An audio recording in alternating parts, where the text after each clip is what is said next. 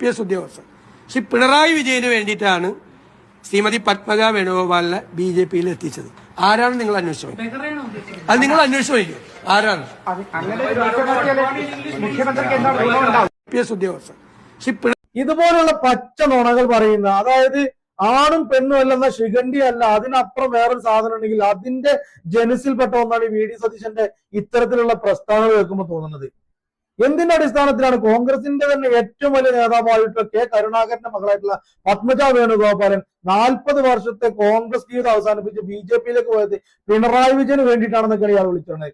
പൊട്ടന്മാരായിട്ടുള്ള 4 അണികളെയും ഇവർ തന്നെ ഏർപ്പാടാക്കിയിട്ടുള്ള കുറച്ച് ക്യാമറകൾ കാണുമ്പോൾ ഇതുപോലുള്ള തോന്നിയാസങ്ങൾ വിളിച്ചു പറയാനും നുണകൾ പറയാനും സതീശനൊരു മടിയില്ല.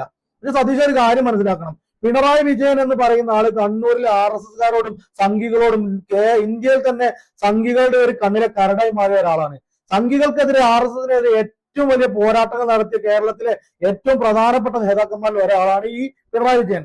പിന്നെ VD സതീശനൊക്കെ സവർക്കറുടെ RSSന്റെ ശാഖയിൽ പോയി സവർക്കറുടെ മുന്നിൽ കുനിഞ്ഞു നിന്നിട്ടുള്ള പാരമ്പര്യം ഉണ്ടാവും. ആ പാരമ്പര്യം പിണറായി വിജയൻ ഇല്ലാത്തത് കൊണ്ടാണ് ഇത്തരം ഉറപ്പിച്ച് ഞാൻ പറയുന്നത് പിണറായി വിജയന് വേണ്ടി പത്മജ വേണുഗോപാൽ BJP-ക്ക് പോയി എന്നൊക്കെ പറയുന്നതിന്റെ എന്തെങ്കിലും അടിസ്ഥാനം ഉണ്ടെങ്കിൽ അതിവിടെ തെളിയിച്ചു കഴിഞ്ഞാൽ ഞാനടക്കമുള്ള ഞങ്ങൾ ലക്ഷക്കണക്കിന് സഖാക്കളടക്കം പിണറായി വിജയനെ ഇന്ന് വിമർശിക്കും.